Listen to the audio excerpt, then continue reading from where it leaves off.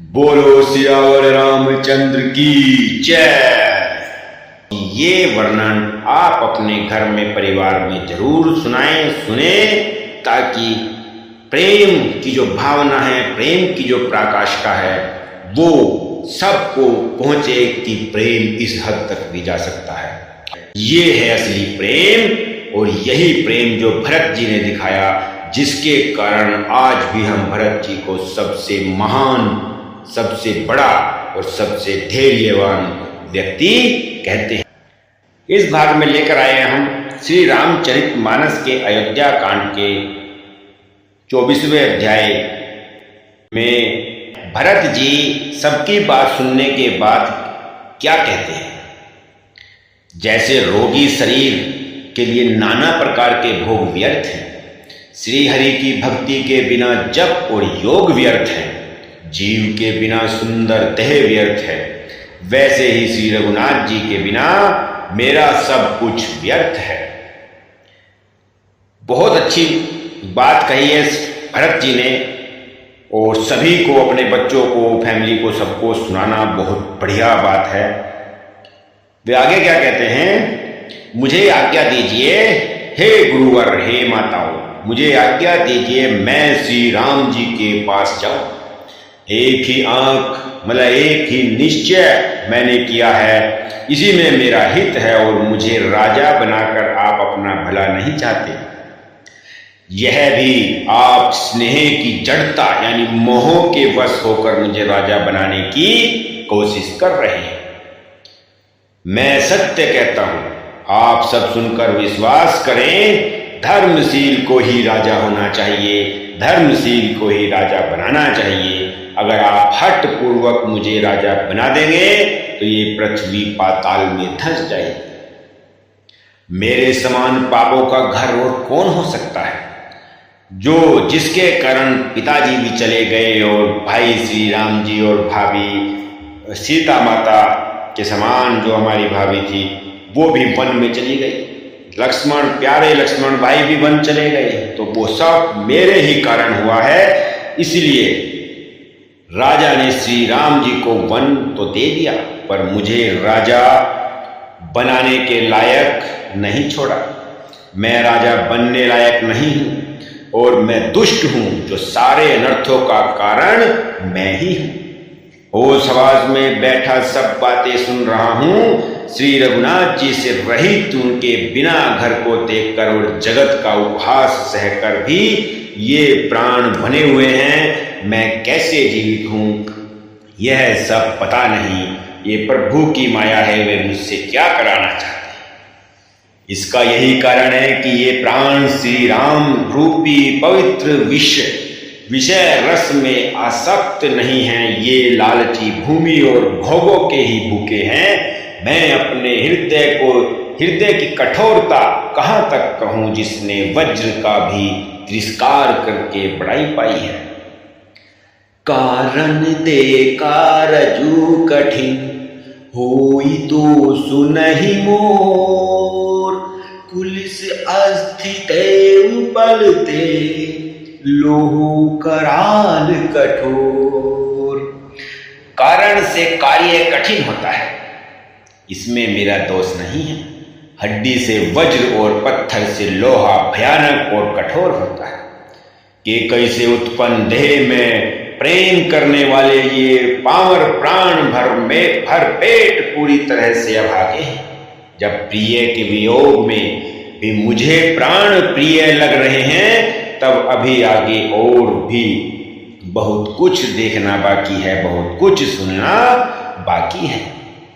लखन राम सिय कहूं बिनु दीना, पठे अमरपुर पति हित कीना, लीन विद वपन अप जसु आपू, दीनेहु प्रजौ शोक संतापू। लक्ष्मण, श्री राम जी और सीता जी को तो वन दे दिया, स्वर्ग भय भेजकर पति का कल्याण किया, स्वयं विधवापन और अपयश लिया है, प्रजा को शोक संताप कर दिया है। ऐसी मेरी माता कुमाता बन गई, जिसे मैं माता कह भी नहीं सकता हूं, और मुझे सुख सुंदर यश और उत्तम राज्य दे दिया। केकई ने सभी का काम बना दिया, इससे अच्छा अब मेरे लिए और क्या होगा। उस पर भी आप लोग मुझे राज तिलक देने को कह रहे हैं।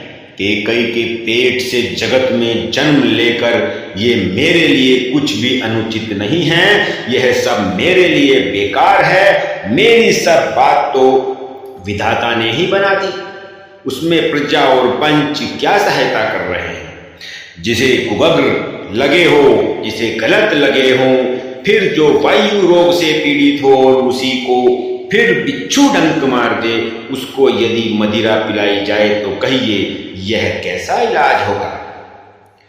केकई के लड़के भरत जी ने बहुत तरह से प्रजा को, गुरुओं को और माताओं को अपनी प्यारी कोमल वाणी से बहुत सुंदर सुंदर बातें कही। मेरी कुमाता केकई समेत मुझे छोड़कर कहिए और कौन कहेगा कि यह काम अच्छा किया गया है। अगर मैं राजा बन जाऊंगा तो कौन मुझे कहेगा कि तुमने बहुत अच्छा किया है। श्री सीताराम जी प्राणों के समान प्यारे न हो मुझे तो भी मैं राजा बन जाऊं। जो परम हानि है उसी में सबका बड़ा लाभ दिख रहा है। मेरा बुरा दिन है, किसी का दोष नहीं है। आप सब जो कुछ कह रहे हैं सब उचित है, क्योंकि आप लोग संशयशील और प्रेम के बस में हैं। राम मातु सुठी सरल चित, मोह पर प्रेम विशेषी, कही सुभाए स्नेह बस, मोरी दीनता देखी। बहुत अच्छा वर्णन है। श्री रामचंद्र जी की माता बहुत ही सरल हृदय और मुझ पर उनका विशेष प्रेम है, इसलिए मेरी दीनता देखकर वे स्वाभाविक ही स्नेहवश ही ऐसा कह रही हैं। गुरु जी ज्ञान के समुद्र हैं, इस बात को सारा जगत जानता है। जिनके लिए विश्व हथेली पर रखे हुए बेर के समान हैं, वे भी मेरे लिए राज तिलक का साज सजा रहे हैं। सत्य है, विधाता के विपरीत होने पर सब कोई विपरीत हो जाता है, चाहे वे गुरु हो चाहे माता। श्री रामचंद्र जी और सीता जी को छोड़कर जगत में कोई यह नहीं कहेगा कि इस अनर्थ में मेरी सम्मति नहीं है। मैं उसे सुखपूर्वक सुनूंगा और सहूंगा भी, क्योंकि जहां पानी होता है वहां अंत में कीचड़ होता ही होता है। भरत जी बहुत ही प्यारे वर्णन करते हुए सबको समझा रहे हैं कि मुझे श्री रामचंद्र जी के पास जाने दो, मैं उनको बुलाकर वापस ले आऊं। सबको सिर झुकाकर मैं अपनी दारुण दीनता कहता हूं। मैं बड़े प्रेम आदर पूर्वक से सबको अपना नमन करता हूं और कहता हूं, श्री रघुनाथ जी के चरणों के दर्शन किए बिना मेरे जी की जलन नहीं जाएगी। मुझे दूसरा कोई उपाय नहीं सूझता। राम के बिना मेरे हृदय की बात कौन जान सकता है। मन में एक ही आग, एक ही निश्चय पूर्वक यही है कि प्रातः काल प्रभु श्री राम जी के पास चल लूंगा। फिर भी मैं बुरा हूं और अपराधी हूं और मेरे ही कारण यह सब द्रव हुआ है। इसलिए श्री राम जी मुझे शरण में सम्मुख आया हुआ देखकर सब अपराध क्षमा करके मुझ पर विशेष कृपा करेंगे। श्री रघुनाथ जी शील, संकोच, अत्यंत सरल स्वभाव, कृपा और स्नेह के घर हैं। श्री राम जी ने कभी शत्रु का अनिष्ट नहीं किया। मैं यद्यपि टेढ़ा हूं पर हूं तो उनका बच्चा और गुलाम ही हूं। आप पंचलोक भी इसी में मेरा कल्याण मानकर सुंदर वाणी से आज्ञा और आशीर्वाद दीजिए, जिससे मेरी विनती सुनकर और मुझे अपना दास जानकर श्री रामचंद्र जी अयोध्या राजधानी को लौट आए। यद्यपि मेरा जन्म कुमाता से हुआ है और मैं दुष्ट तथा सदा दोष युक्त भी हूं, तो भी मुझे श्री राम जी पर पूरा भरोसा है कि वे मुझे अपना जानकर त्यागेंगे नहीं। भरत जी के वचन सबको प्यारे लगे, मानो वे श्री राम जी के प्रेम रूपी अमृत में पगे हुए थे, सने हुए थे। श्री राम वियोग रूपी भीषण विष से सब लोग चल रहे थे। वे मानो बीज सहित मंत्र को सुनते ही जा रहे थे। माता, मंत्री, गुरु, नगर के स्त्री पुरुष सभी स्नेह के कारण बहुत ही व्याकुल हो गए। सब भरत जी को सराह सराह कर कहते हैं कि आपका शरीर श्री राम प्रेम की साक्षात मूर्ति है। हे तात, हे भरत, हे पुत्र, आप ऐसा क्यों न कहें, श्री राम जी को आप प्राणों से भी प्यारे हैं। जो नीच अपनी मूर्खता से अपनी माता कैकेयी की कुटिलता को लेकर आप पर संदेह करेगा, ऐसा जगत में कोई नहीं है, यह सब जानते हैं।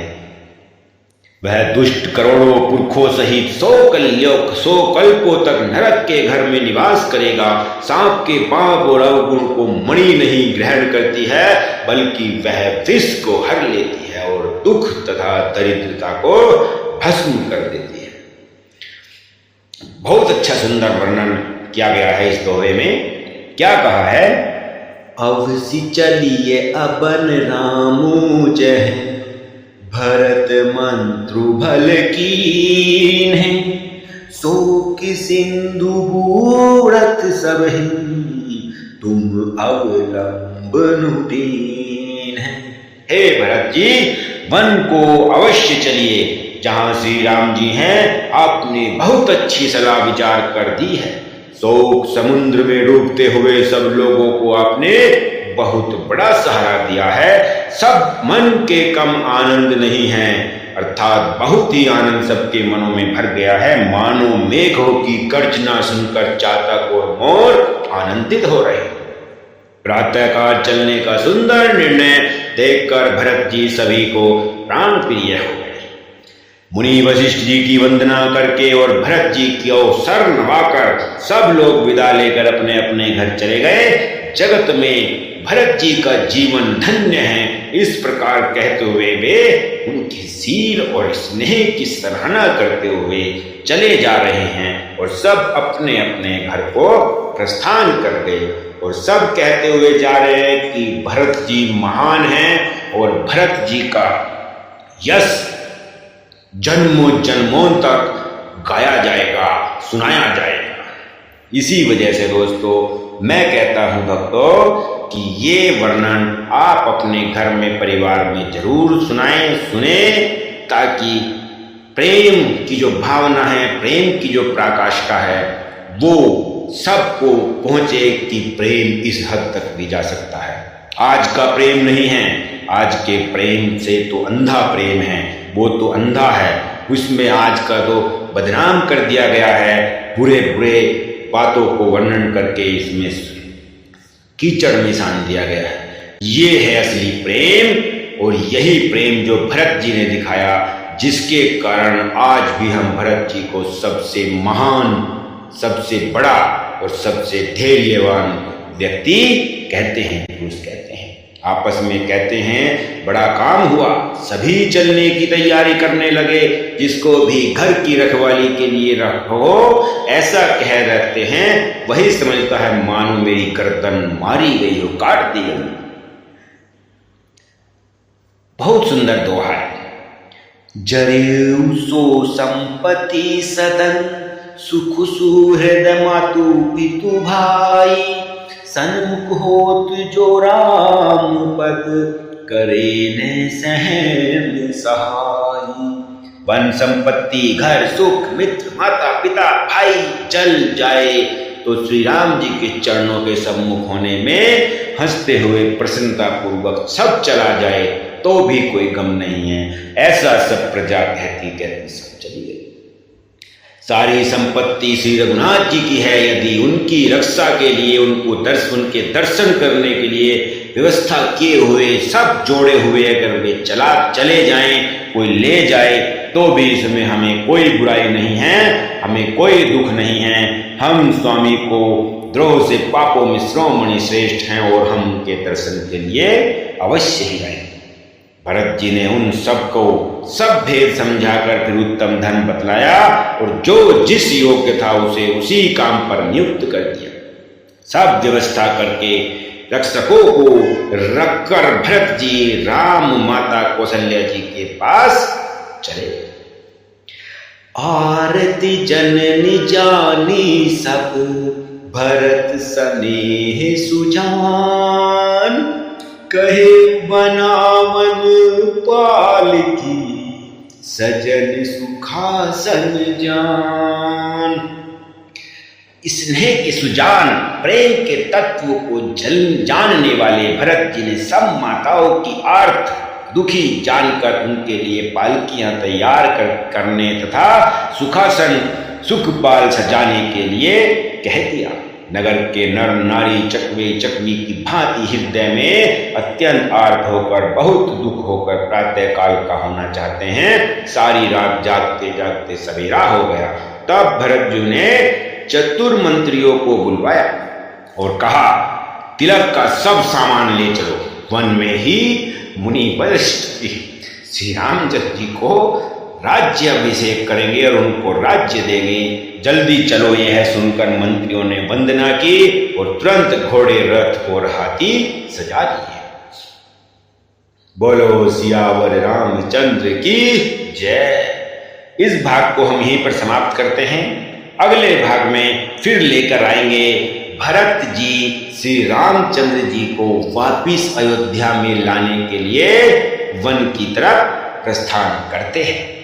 बोलो सियावर रामचंद्र की जय। बोलो भरत जैसे महान व्यक्तित्व की जय।